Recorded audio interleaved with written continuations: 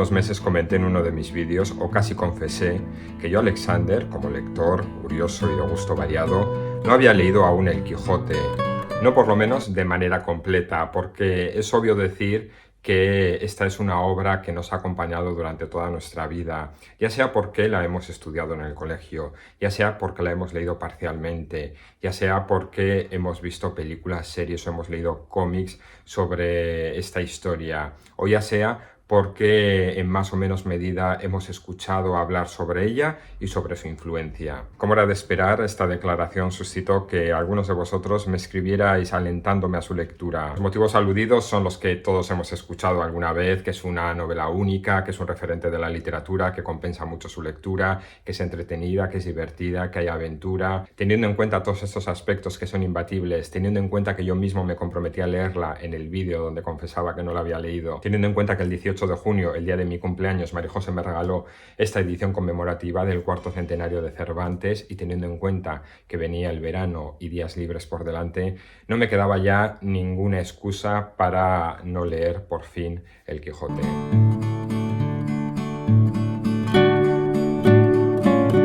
¿Queréis saber qué me ha llamado la atención de esta novela tan conocida? Estad atentos porque os lo cuento. Bienvenidos a Palabra de Lector.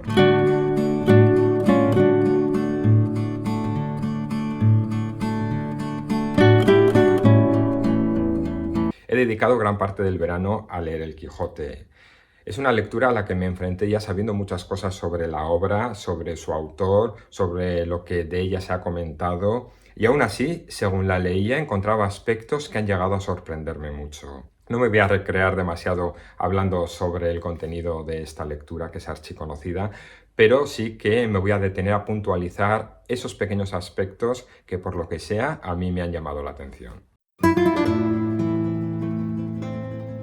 En un lugar de la Mancha, de cuyo nombre no quiero acordarme, no ha mucho tiempo que vivía un hidalgo de los de lanza de astillero, adarga antigua, rocín flaco y galgo corredor.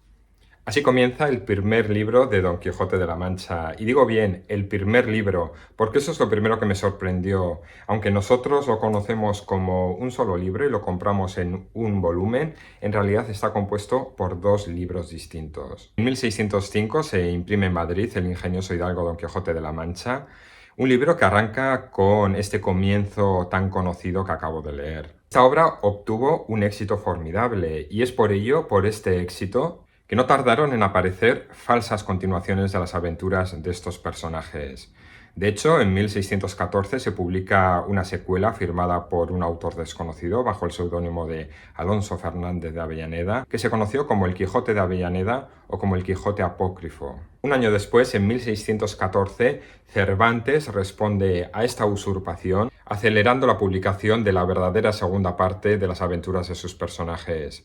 Este libro se tituló El ingenioso caballero de Don Quijote de la Mancha, que no cuenta con un comienzo tan icónico, sí que contiene varios aspectos curiosos que comentaré más adelante. Aunque se llevan 10 años, como lectores para nosotros ahora es curioso poder leer las dos partes seguidas y poder comprobar si existe o no grandes diferencias entre ellas a nivel de estilo, estructura o forma narrativa. Lo que sí que nos queda claro cuando leemos esta segunda parte es que Cervantes aprovecha para aludir y ridiculizar el falso Quijote de Avellaneda. Acosados de la sed, dijo Sancho, viendo que el prado en el que estaban estaba colmado de verde y menuda hierba, lo que se dirá en el siguiente capítulo. Así termina uno de los muchos capítulos que componen esta obra, que a pesar de ser una obra muy larga, está muy fragmentada. En dos libros, como he dicho, cada libro en varias partes y cada parte en varios capítulos. Estos capítulos pueden ser medianamente autoconclusivos o pueden continuar contando la historia que se contaba en el capítulo anterior.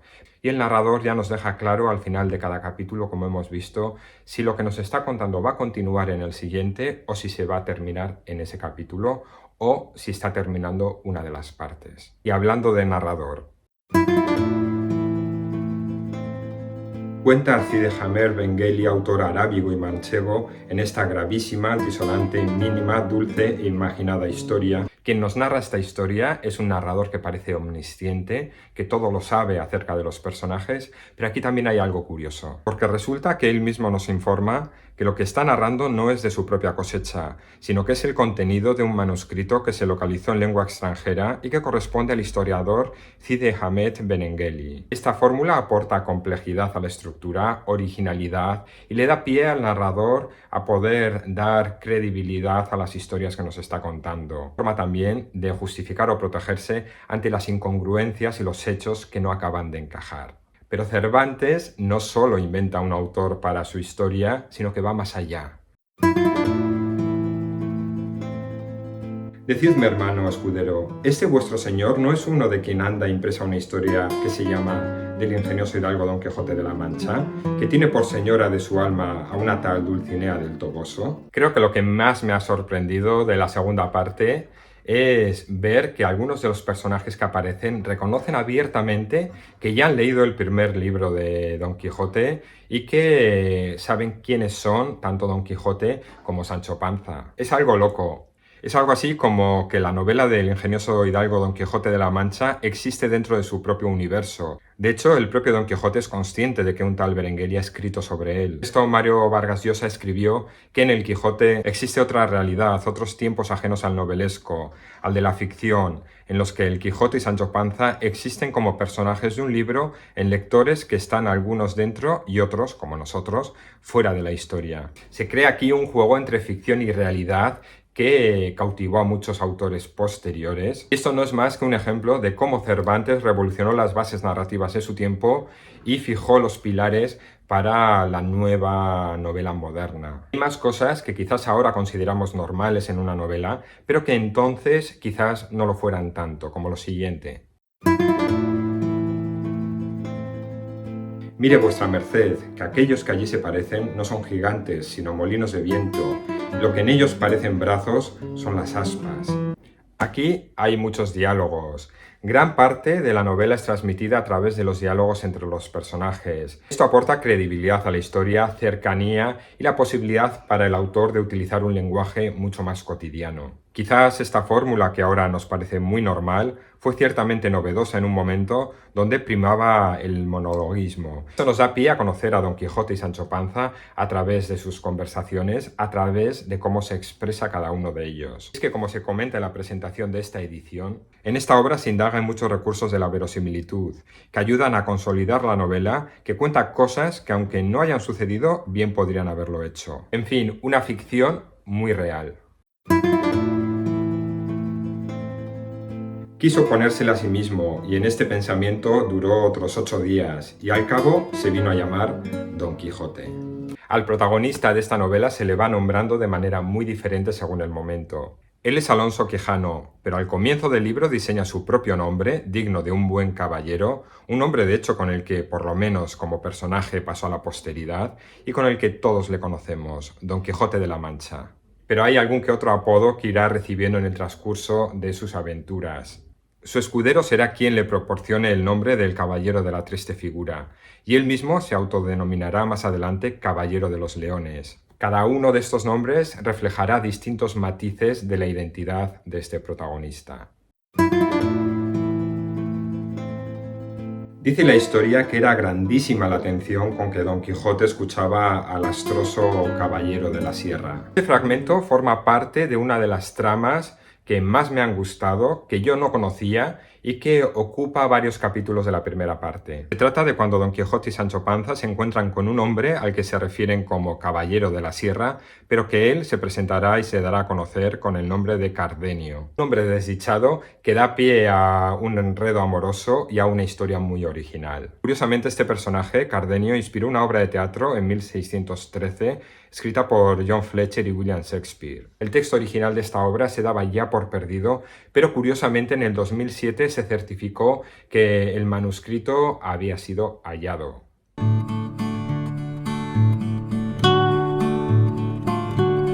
fin, creo que con estos 7 puntos que he nombrado es suficiente. Podría alargarme mucho más, porque es verdad que esta obra da mucho de sí, pero por lo menos anecdóticamente creo que estas han sido las consideraciones que yo quería destacar. No sé si en sus pronósticos más confiados Cervantes llegó a imaginar que su obra fuera a perdurar tanto, a sobrepasar barreras lingüísticas, culturales y temporales, y sobre todo no sé si llegaría a asimilar que el personaje que creó fuera a vivir más allá de la novela. Porque Don Quijote es el personaje más inspirador de la literatura. Cabe ser interpretado desde muchas vertientes, de ahí que haya un Don Quijote para cada lector y que muchos otros autores y artistas se hayan inspirado en él. Y hasta aquí este vídeo que he querido dedicar a mi lectura de Don Quijote de la Mancha.